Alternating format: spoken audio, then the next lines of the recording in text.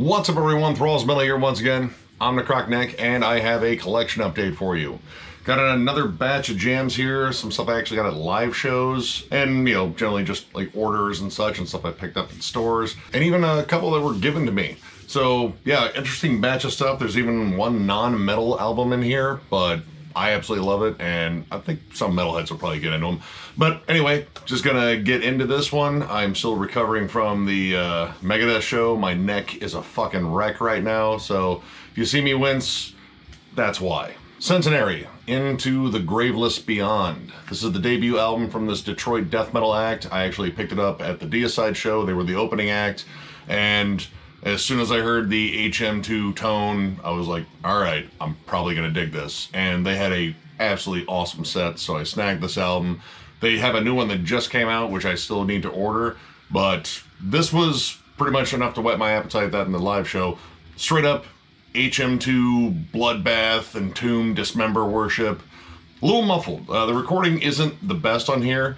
The vocals kind of need to come up, and it just kind of feels a little muffled, but musically, super solid. I love the funeral dirge opening of Ghastly Graves. The song titles are pretty damn fun too. Opening track, Phantasm Spasm, Shoveled Sickness, You Axed for It. I mean, yeah, you can win me on punny song titles like that. But yeah, solid stuff. It plays really close to HM2 stuff, a little punky at times too. And these guys put on a killer live performance. So that was pretty cool to have a band win me over with a live performance again, because again, that was something was missing for a long time, and I got that at some of the other smaller shows, but this one definitely got me. The guys were super cool too. I got a BS with them, even got a t-shirt, which I thought about wearing for this, but I thought it'd be maybe a little bit too much of a plug. But yeah, if you have not checked out Centenary, definitely check this one out. I still need to check out their new one, but I assume if it's anything like this, it's probably damn good, and if you love Swedish death metal, you'll dig it. Check it out. Soldiers of Scrape, New Age Piracy. This is the debut album from this Detroit-based thrash metal / groove metal act, kind of, somewhere in between, fiercely 90s sounding. The frontman of this band actually gave me the CD at the Deicide show. We were just outside bullshitting, having a cigarette, and said, hey, if you like dated media, here's a CD. I was like, I do like dated media, like a lot. But gave me this, and this is pretty much as advertised. It's thrash metal and groove metal, maybe a little bit of melodic death metal, like kind of that mid-2000s sort of like metalcore sound in some of the riffs, but a lot of this is very close to Pantera, X-Hoarder, like a lot of X-Hoarder. In fact, I'd say even some sludge metal. 32 Gun Show actually has some very acid bath-ish clean vocals on it. His vocal delivery and some of the music actually reminded me of Throwdown a bit, because it has a little bit of a hardcore edge. I say it's, a little generic, like, you've definitely heard this style before, but this kind of comes down to execution for me, and I like meat and potato stuff, like, Jungle Rot. I think Obituary is still fiercely meat and potatoes, but it's how you execute it, and these guys execute that sound really well. Loads of breakdowns on here. This is pretty much groove and chug central.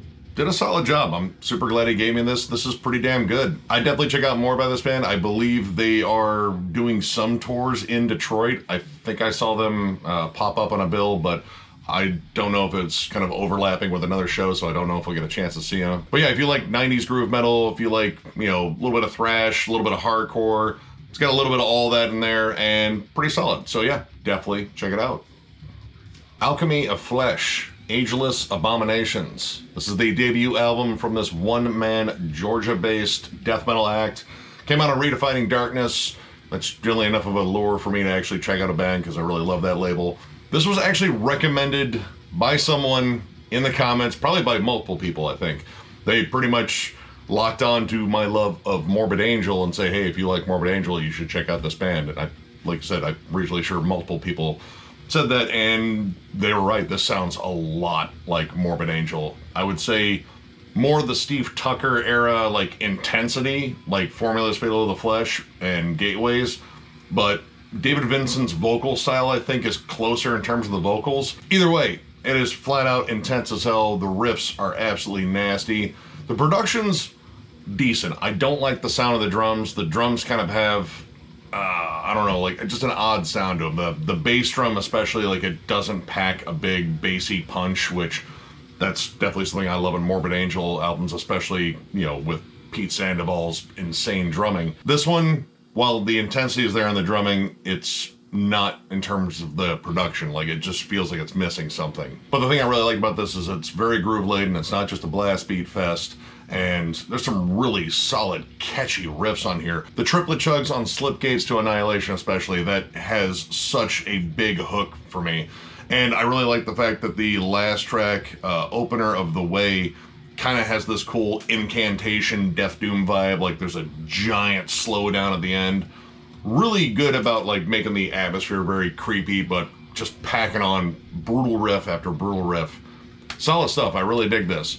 I'd like to hear more from him, you know, maybe some more natural drum production. I think that's the only gripe I really have in this, because the riffs are excellent. If this was intended to be a tribute to Morbid Angel, you nailed it, and even if it wasn't, you nailed it. This captures the Morbid Angel sound, and it's flat out awesome. I strongly recommend this, especially if you were a fan of Morbid Angel. It sounds very spot on to that, and yeah, check it out. It's awesome. Definitely looking forward to more from this band. Tribal Gaze, Godless Voyage EP. This is the debut EP from this Texas death metal act, and holy hell, this is one of the heaviest EPs I've heard this year, and I've heard a lot of heavy EPs, but this is definitely up there. This pretty much combines loads of old school death metal worship, like very much along the lines of like Cannibal Corpse and Suffocation, but mix that with like the big nasty grooves of bands like Frozen Soul and Gatecreeper. This is just groove central, riff central. The riffs are simple, but they are brutal. They are unrelenting. The production here is just heavier than hell. The guitar tone, very deep, very down-tuned, but God, man, it just packs this nasty punch, and they really craft some cool hooks on here. The vocals actually remind me a lot of Frank Mullen, too, so more of that Suffocation layering, but I love this EP.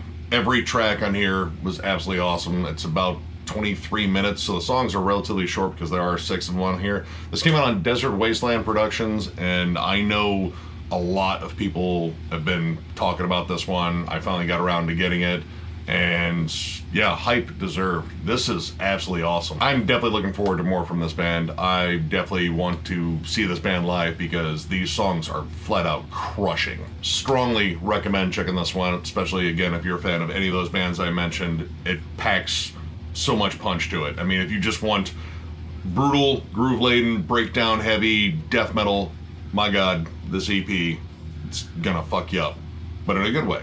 So check it out. Tesseract Portals. This is their new double live album they put out. I believe this was from a live stream that they did, because they did a couple over the course of the pandemic, and it's flat out awesome. I love this band. In terms of gent bands, this is possibly my favorite, just straight up gent band. Well, I mean, excluding Meshuggah, but I don't want to call them a flat out gent band, even though they are the gent band. But Tesseract, absolutely amazing live band. I've seen them 3 times.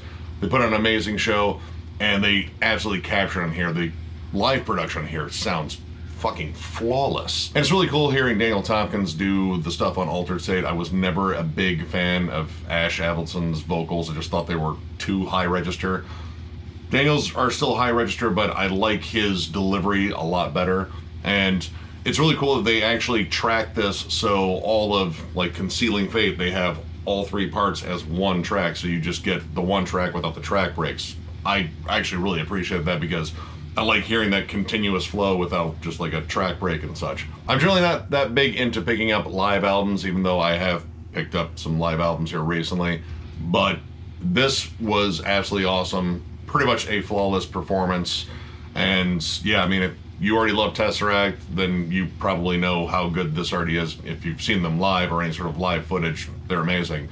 And if you haven't, I mean, in terms of a band winning you over with a live performance, this might do it. So yeah, if you've never jammed Tesseract, I strongly recommend checking out pretty much all their stuff. But yeah, this live album, killer. Definitely check it out. Wormwitch Wolf Hex. It's the 3rd album from this Vancouver-based black metal / crust punk kind of blend. I'm a big fan of this band's previous 2 albums. I really dig their blend of crust punk and black metal. I think the production screams more crust punk, but all those black metal dissonant tremolos and riffs in there give it that dark, you know, creepy black metal edge. But these guys have some fun with it. I mean, if you don't think they're having fun, just look at the song Canadian Denim Mountain Attack. Yeah, I mean, that's pretty damn Canadian right there. Very riff-laden, very hooky too. Lots of like Motorhead and Venom vibes. Some fun vocal stuff because you get the blackened shrieks and sort of like these big roars, and then occasionally you get, appropriately, wolf howls. So a little bit of that fun atmosphere in there. This whole album, while it is dark and brooding in some spots, just screams fun. Like, I mean, if you love D-beat stuff, there's plenty of that. But groove-laden as hell, especially Leering Crystal Effigies. They do have some fun with the song titles. And there's even some kind of folky atmospheric sections in the Crimson Proof and the song Grail. So you get some like cool interludes to break up the relentless, crusty attack. But honestly, one of the things I really dug on here was the cover of Hit the Lights. They covered Metallica's Hit the Lights off of Kill 'Em All. I don't think the production necessarily works with the song because I think some of the riffing is kind of lost in there, but I love the delivery on it. The delivery is awesome. Like, this album is just fun and energetic, but again, dark and brooding. So interesting little contrast of emotions there. Another strong album from these guys. If you have not jammed their previous two albums, I strongly recommend those two, but this is also a good starting point if you're just getting into this band. But yeah, crust punk, black metal, put it together, Wormwitch, and it's good. Check it out. ADX Execution. This is the 1985 debut from this French speed metal act. This is the 2021 reissue on Svart Records, though, and all these song titles are in French, so I don't have Ren as backup, who can actually pronounce these words, so I'm going to butcher a lot of stuff, but I really enjoyed this. I had actually heard of this band, and I never actually jammed them before, and this is just flat out amazing speed metal. The riff work on here is so goddamn catchy. And I like the vocals on here. It really doesn't matter that it's in French to me just because I'm mostly focused on the riffs, and riffs are a universal language, at least in my mind. But the vocals are well done. Like, they are kind of like gruff. They're not too sing-songy, but he does kind of get up there a little bit. It definitely gives it that old school speed metal vibe. And these guys are great at melody. The song, god damn it, Prisoner de la Nuit? I probably screwed that up. Either way, great harmonies, great songwriting. And the song, L'Etranger? No, there's no S. I screwed that up. L'Etranger? I don't know. It's the third track on here. Almost like Van Halen meets thrash metal. And that sounds like a cool combo to me, because it was. The riffs on here are flat out catchy as hell. I definitely want to hear some more from this band. I know they had, like, you know, a lot of breakups and reformations. I think they might even still be around. I can't remember offhand. This is a killer debut, though. I definitely want to find more by this band regardless. Now, this does come with some demos on here from their first and second demos, and definitely a little bit more muffled, you know, because it's a demo from the 80s, and you can really only do so much in terms of remastering it. But they sounded really good, and I can honestly see why a record label would have signed them based on the quality of the music on the demos, not so much the production. Really good stuff. I, again, definitely want to find more by this band just because my curiosity is piqued. This is riff central, melody central, but it's still nice and aggressive too. So yeah, if you've never heard of ADX, I recommend at least this one. This is the one I know, and I totally dug the fuck out of pretty much every single song on here. So yeah, check it out. Rippikoulu, Musta Seremonia. This is their second demo. It came out in 1993, though this is the 2021 reissue on Svart Records. I guess they're big on reissues here lately. And this is where I first heard them. I jammed them on YouTube before we went to MDF in 2019 because I was curious about every band that was on there, and I absolutely loved this demo, and it's absolutely nasty as hell. This is just top tier Finnish death doom. Now again, with foreign languages, all of these song titles are in Finnish, and that's even harder than French, so I'm not even gonna bother because, yeah, oh, it's all in cursive too. That makes it even easier to make out. This is just like Charlie Brown's scribbles to me on his paper. But anyway, this is raw, nasty death doom. The guitar tone on here is just pure sludge, but it's so just nasty and full sounding. Vocals are real gravelly and deep. Drums are a little bit kind of plunky on the snare, but I kind of like it just because, you know, it sounds as raw as everything else on here. But very well done, very solid riffs. There's really good bleak melodies on here. Like, nothing on here is going to make you feel good about anything because it's Doom related. It shouldn't make you feel good about anything. Now, it doesn't stay entirely slow either, too. It actually breaks up with some blast beats on one of these tracks. And I believe it was track 2, I think, that had the absolutely terrifying low vocals that they just shot right to the front of the mix that actually kind of like caught me off guard when I heard them. And you even get some cool synths on, I think it was the 5th track. Man, I really wish these were in English, just because, man, I can't remember which one. And like I said, the reference point is cursive scribbles in Finnish. I'm never going to be able to make that out. That might be a J. I got that far. Okay. Either way, this is absolutely awesome. This is essentially, I think, one of the most influential Death Doom albums in terms of like the Finnish Death Doom sound. If you've never jammed this, I strongly recommend it. I know it's on YouTube because that's where I jammed it, but if you can find this reissue from Smart, definitely get it. It sounds glorious. And I know this band is back together now, and hopefully I'll get a chance to see them because they were actually due to play here, well, at least in Detroit before the pandemic, but pandemic, no show. So hopefully they reschedule and come back here, but I know right now it's kind of difficult for foreign bands to get in the country, but we'll see where we are in the hopefully not too distant future. Anyway, if you are a giant Death Doom fan, I strongly recommend checking this one out. Carnifex, Graveside Confessions. Their new album came out in Nuclear Blast. I know Miller and John actually cover this, but I actually bought it because I wanted to give it a chance, and I kind of wanted my shot, and I pretty much agree with most of what they said. It's heavier than hell. I mean, that's what deathcore should be. I mean, that's like the main thing. They are definitely a little too in love with the keyboards on here, but there's some really cool riffs on here. The vocals are strong, though I think there's too many effects on it, and there's just like an issue of squeezing too much on here, and they even threw in a bunch of re-recorded songs and a Korn cover of Dead Bodies Everywhere, which, I don't know. I want to like it because I like the original song, but I kind of like the fact that they made it their own, but at the same time, parts of it are almost unrecognizable as the song they're covering. So maybe a little bit more towards the original, but still keep the deathcore energy. I don't know. There seemed like there was a way to do it, but unless I really focus hard on it, I wouldn't have guessed it was Dead Bodies Everywhere. Outside of a few moments on that cover, it's kind of far removed from the original. But overall, I don't think this was like necessarily a terrible album. I mean, it's brutal, it's heavy. There are some really catchy riffs in here. I think it's kind of overproduced, and that's kind of like a gripe I had with, you know, modern deathcore anyway. They just try to throw so much stuff on there, and it becomes kind of bloated. I like hearing things a little bit more stripped down, like pretty much closer to what you're going to get live. But not too bad. If you're a deathcore fan, I mean, there's a good chance you might already have this, but if you haven't checked it out, check it out. Soulfly Ritual. This is the 11th album from Max and Company, and this was the only one I was missing because I kind of held off on getting it, or I kind of just forgot about it. But I got this at the Soulfly show where Max made my entire year, bare minimum, made my entire year by wearing our shirt and picking us out of the crowd. Absolutely awesome.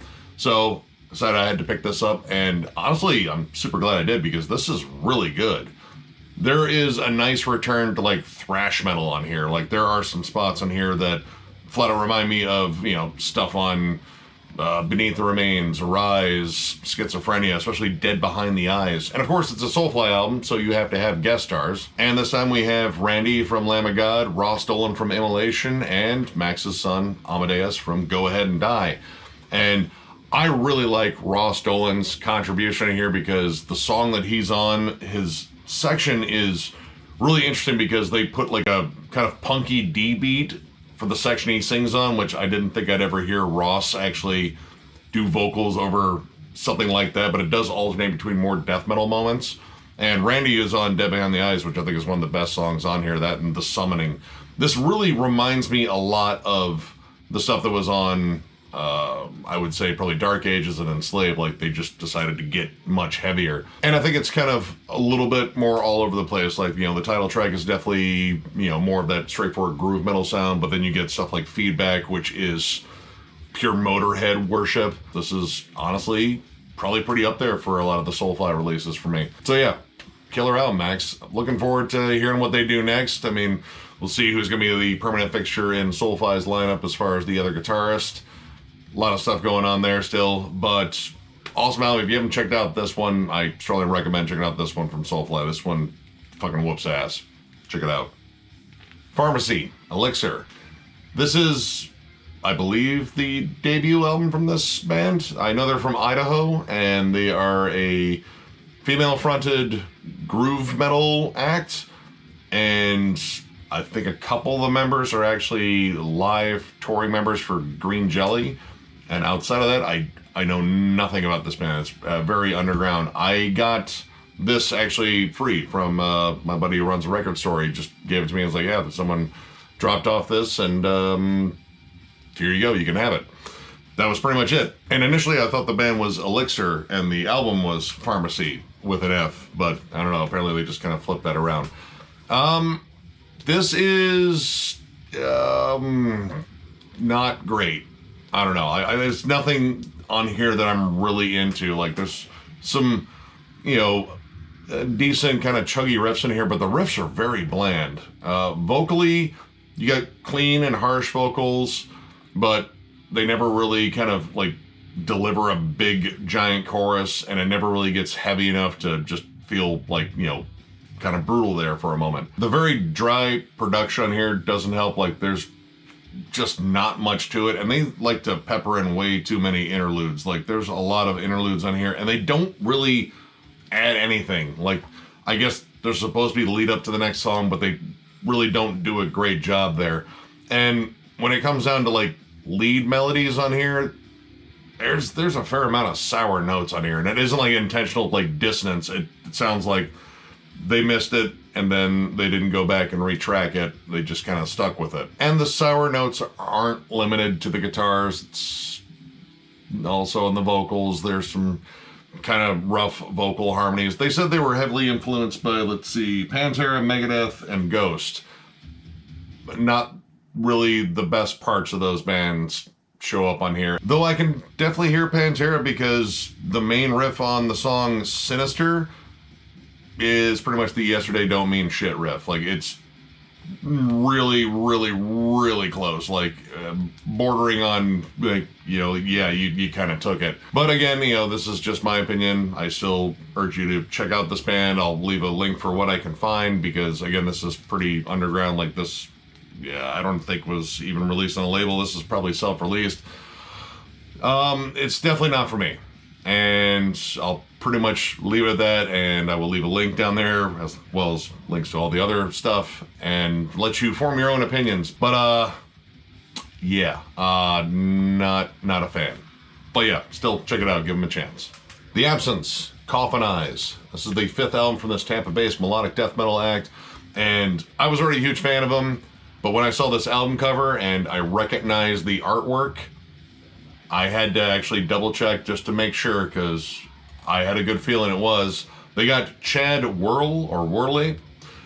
He's the guy that did all the original artwork for Scary Stories to Tell in the Dark, which, if you grew up in my era, those pictures in that book freaked you out more than any of the stories. The stories are, okay, they're, children's horror, not really intended to, like, scare the hell out of you, but the artwork was freaky. And as soon as I saw this artwork, it's like, dude, that's him. It was like an instant connection to my childhood. So I was already excited. But I was excited anyway, because I really like this band. These guys do an awesome job at pretty much taking that old school Gothenburg sound and then kind of mingling in a bit of like thrash metal. So kind of like Testament and At the Gates and In Flames kind of all working together for a common goal of delivering riffs and killer melodies. This definitely hones in on that sort of early 90s melodic death metal sound, especially in the guitar harmonies, which are gorgeous. Avoids clean vocals for the most part, except for Choirs of Sickness. There is like a little kind of chanted clean part. But outside of that moment, it is pretty much all harsh and all fast and riff-driven, but loads of groovy pockets, and of course, killer melodic lead work. Love the production on here. They really capture that sound. It's very tight, very polished, but it's still kind of gritty. I honestly think this is one of their strongest. I'm a big fan of Riders of the Plague. I think that's the name of it, or Plague Riders. I think it's Riders of the Plague. Anyway, big fan of that album. This one is damn close to that in terms of like the overall intensity of the songwriting. It's just an awesome album. So yeah, pretty much if you love melodic death metal, if you love thrash metal, if you love a great balance between nasty heavy riffs and just really catchy melodies, definitely check this out. I think the Absence are pretty damn underrated in general, but I've heard a lot of buzz about this, and maybe they're actually going to get some more recognition with this, at least I hope. But yeah, check it out. Awesome album. Ruin, Spread, Plague, Death. This is the third full length from this California-based death metal act that loves murk and filth and horror and being heavier than everything else. This is an absolutely nasty release, and just in terms of raw heaviness. Fiercely old school, lots of like Obituary, Autopsy, just nasty groove laden, very meat and potatoes riffs, but dear God, the guitars are heavy. So it's kind of one of those things where, yeah, that riff isn't necessarily the most intricate, but the pure heft of the guitar tone just makes it otherworldly. Then, of course, all the creepy samples. Like, these guys kind of have a little bit of that Mortician ethos in terms of creepy atmospheric samples that are just disturbing. Like, where Mortician just goes for like slasher movies and such, which is disturbing in its own right. These guys like to just sample odd soundscapes, maybe like chants. There's even like some jazz and ragtime samples, but the way it's played with like kind of like a record player that's broken, or it's, you know, being plugged and unplugged. I don't know like what's going on there, but it keeps slowing down, speeding up, and, you know, it's like a broken record player, I guess. But that adds, you know, its own sort of atmosphere, and then you have the deep, gnarly vocals on here too that are just pure filth. But I absolutely love their style. It's kind of like Mortician, but it's not. It's not a drum machine, and it isn't very blast beat heavy. It's way more groove oriented, like kind of close to Death Doom. And there's one sample on here that struck a personal chord, kind of much like the album cover for The Absence. They actually sampled the whole Mysterious Stranger segment from that claymation Mark Twain movie. If you guys have seen it, you know which one I'm talking about, and it's probably one of the creepiest moments in children's movies ever. Like right up there with like Pee Wee Herman when Large Marge goes right in front of your face. Like, yeah, that freaked out a lot of kids. So did this. So I totally appreciate that moment because it brought me back to a kind of haunting part of my childhood. And again, creepy atmosphere. It totally fit. Totally recommend picking this one up if you love the heaviest death metal you can absolutely find. It's Ruin. Definitely check out Ruin. They're definitely one of the heaviest bands I've jammed here recently, and there is no letting up on this. This is a big, murky, sludgy, but riffy listen, and wow, heavier than hell. Check it out. The Bronx VI. This is the sixth album from this California-based punk rock / rock band. I don't know, they're kind of hard to describe. I've been a giant fan of this band since their first one, which was The Bronx I. All their albums are numbered, in case you didn't pick that up. I absolutely love their blend of just flat out punk rock and almost kind of power pop. Like, imagine Black Flag playing Cheap Trick songs. Like, it kind of has that energy. Like, everything is kind of loud and in your face. I really love their vocalist. He has a great delivery. It's just angry, but he's very tuneful. Like, he can sing while delivering this really hostile, in-your-face delivery. And God, these guys can write some absolutely catchy songs. Breaking News is probably the most punky track on there, but they still squeeze in some killer melodies. And pretty much everything on here is high energy as hell. Like, generally they kind of squeeze in some softer songs, and there are some softer moments on here, but for the most part, they just went for the rockers on here, and they delivered an absolutely killer album. Again, their last one I thought was killer. The only one I don't like is probably the fourth one, but all the other albums I think are absolutely fantastic, including this one. So, not really a metal release, but kind of heavy and high energy in its own way, and I strongly recommend checking out the Bronx because they're badass. So yeah, check it out. Blasphemous, Putrefaction, Prelude to Perversion. This came out in 2020. This is the debut full length from this German two-man death metal act. I actually have their 2017 demo. This is cavernous, raw death metal. And honestly, listening to it, this almost makes me think like this is a punk band's push into death metal. Like this is how they would do it. And that kind of makes sense because everything on here is very raw. The riff structure is generally lots of just down picking and tremolo riffing, and it's not very tuneful, but it kind of goes in like kind of a 4-chord pattern, and the drums are kind of static when it comes down to blast beats. They have a couple of different ones they do, but it's, again, very raw, not a lot of fills in it. And then you have cavernous, pretty much unintelligible vocals and shorter song lengths, so yeah, it kind of screams punk. There are some cool grooves, some interesting hooks in here, but most of the time it kind of stays in that sort of like a static blast beat and just kind of, you know, tremolo it out. Kind of similar to a lot of raw black metal that I've heard. Like, you know, they just want to be as loud and furious as possible, but again, not a lot of different movements here, and it's kind of a one-note, one-gear album. Though I didn't really hate it. I think this is actually pretty decent. It's just I have to listen to it in doses, and I gotta find the tracks that I think really stand out, because it's kind of hard to find tracks that stand out on here because they're kind of all in the same gear. But overall, not a terrible album. It's just kind of the style, I guess. I'm not necessarily as into this style. But I still recommend checking it out. There will be, of course, links below, so you can form your own opinions on this one. But interesting release. I definitely am going to listen to this a little bit more, but still recommend checking it out. Criminal. Sacrificio. This is the 9th album from this Colombian-based death thrash act, and literally the first I'd heard of them, and honestly, this is a blind buy. I mean, I pretty much just went with the sticker on here just because I was looking for some stuff, and it had some glowing reviews from Moises from Christian and Dave McGraw from Cattle Decapitation, and, well, I mean, they talked it up. Moises said, fucking awesome, the best album I've heard in a long time, and Dave McGraw said, be ready for non-stop, no bullshit, full frontal assaulting your senses. And I'd say their descriptors are pretty damn close. I mean, this is straightforward, right in your face, death thrash, but it even has some grindcore elements, especially the song Dark Horse.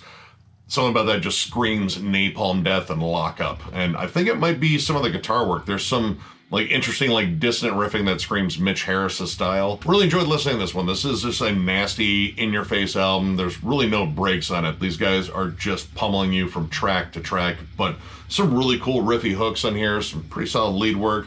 Vocals are pretty solid too. It's produced well, so it pretty much checks off all the marks.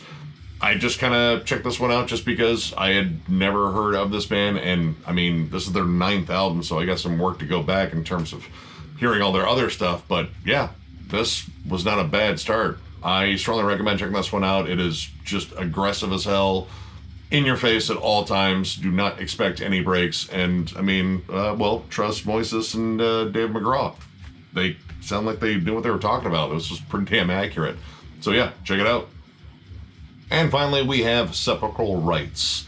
Death and Bloody Ritual. This is the debut EP from this all-female Chilean death metal act, and this is also a blind buy. I just got it because I like the album cover, and I mean, it's a pretty cool album cover. The music is even cooler though. This is very old school Floridian, like Obituary, early Death, a little bit of Morbid Angel, but a little bit more on the groove-laden side, just that style of death metal. And production-wise, it's raw, but I like the way it sounds, especially the extra snarly guitars. There's a little bit of like extra sizzle to them. Some really good creepy atmosphere in here in the intro and like the tail end of the last song.